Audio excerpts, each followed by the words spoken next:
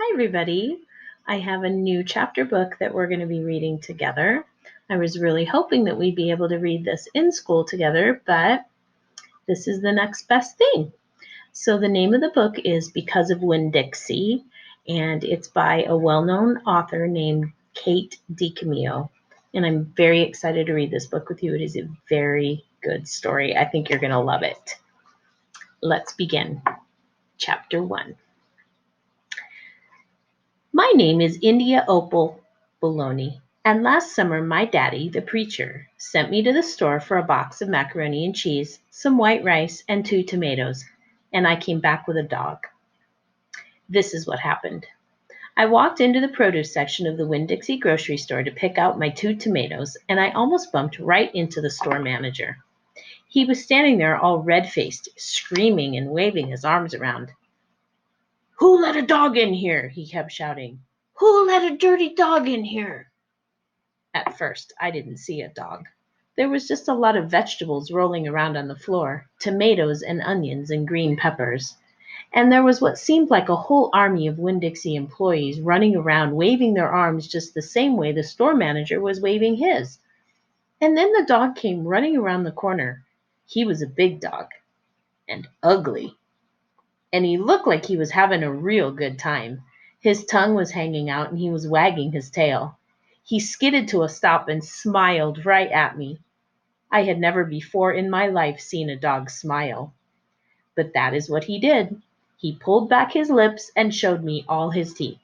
Then he wagged his tail so hard that he knocked some oranges off a display, and they went rolling everywhere, mixing in with the tomatoes and onions and green peppers. The manager screamed, "Somebody grab that dog!" The dog went running over to the manager, wagging his tail and smiling. He stood up on his hind legs. You could tell that all he wanted to do was get face to face with the manager and thank him for the good time he was having in the produce department. But somehow he ended up knocking the manager over. And the manager must have been having a bad day, because lying there on the floor right in front of everybody, he started to cry. The dog leaned over him, real concerned, and licked his face. "Please," said the manager, "somebody call the pound." "Wait a minute," I hollered. "That's my dog. Don't call the pound." All the Winn-Dixie employees turned around and looked at me, and I knew I had done something big, and maybe stupid too. But I couldn't help it. I couldn't let that dog go to the pound. "Here, boy," I said. The dog stopped licking the manager's face and put his ears up in the air and looked at me, like he was trying to remember where he knew me from. "Here, boy," I said again. And then I figured that the dog was probably just like everybody else in the world, that he would want to get called by a name. Only I didn't know what his name was, so I just said the first thing that came to my head. I said, "Here, Winn-Dixie." And that dog came trotting over to me just like he had been doing it his whole life. The manager sat up and gave me a hard stare, like maybe I was making fun of him. "It's his name," I said. "Honest." The manager said, "Don't you know not to bring a dog into a grocery store?" "Yes, sir," I told him. "He got in by mistake. I'm sorry. It won't happen again." "Come on, Winn-Dixie," I said to the dog. I started walking, and he followed along behind me as I went out of the produce department and down the cereal aisle and past all the cashiers and out the door. Once we were safe outside, I checked him over real careful, and he didn't look that good. He was big, but skinny. You could see his ribs. And there were bald patches all over him, places where he didn't have any fur at all. Mostly he looked like a big piece of old brown carpet that had been left out in the rain. "You're a mess," I told him. "I bet you don't belong to anybody." He smiled at me. He did that thing again, where he pulled back his lips and showed me his teeth. He smiled so big that it made him sneeze. It was like he was saying, "I know I'm a mess. Isn't it funny?"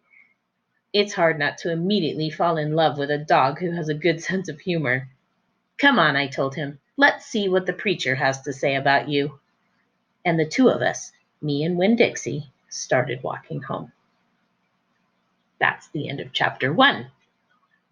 Let's read chapter 2. That summer, I found Winn-Dixie was also, let me start that again. That summer I found Winn-Dixie was also the summer me and the preacher moved to Naomi, Florida, so he could be the new preacher at the Open Arms Baptist Church of Naomi. My daddy is a good preacher and a nice man, but sometimes it's hard for me to think about him as my daddy because he spends so much time preaching or thinking about preaching or getting ready to preach.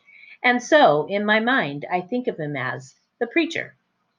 Before I was born, he was a missionary in India, and that is how I got my first name. But he calls me by my second name, Opal, because that was his mother's name, and he loved her a lot. Anyway, while me and Winn-Dixie walked home, I told him how I got my name, and I told him how I had just moved to Naomi. I also told him about the preacher and how he was a good man, even if he was too distracted with sermons and prayers and suffering people to go to grocery shopping. But you know what? I told Winn-Dixie. You are a suffering dog, so maybe he will take to you right away. Maybe he'll let me keep you. Winn-Dixie looked up at me and wagged his tail. He was kind of limping, like something was wrong with one of his legs. And I have to admit, he stunk. Bad. He was an ugly dog, but already I loved him with all my heart. When we got to the Friendly Corners trailer park, I told Winn-Dixie that he had to behave right and be quiet, because this was an all-adult trailer park, and the only reason I got to live in it was because the preacher was a preacher, and I was a good, quiet kid. I was what the Friendly Corners trailer park manager, Mr. Alfred, called an exception. And I told Winn-Dixie he had to act like an exception, too. Specifically, I told him not to pick any fights with Mr. Alfred's cats or Mrs. Detweller's little yappy Yorkie dog, Samuel. Winn-Dixie looked up at me while I was telling him everything, and I swear he understood. Sit, I told him when we got to my trailer. He sat right down. He had good manners. Stay here, I told him. I'll be right back. The preacher was sitting in the living room, working at the little fold-out table. He had papers spread all around him, and he was rubbing his nose, which always means he is thinking hard. Daddy, I said. He said back. Daddy, do you know how you always tell me that we should help those less fortunate than ourselves? He said. He rubbed his nose and looked around at his papers. Well, I said, I found a less fortunate at the grocery store. Is that right? He said.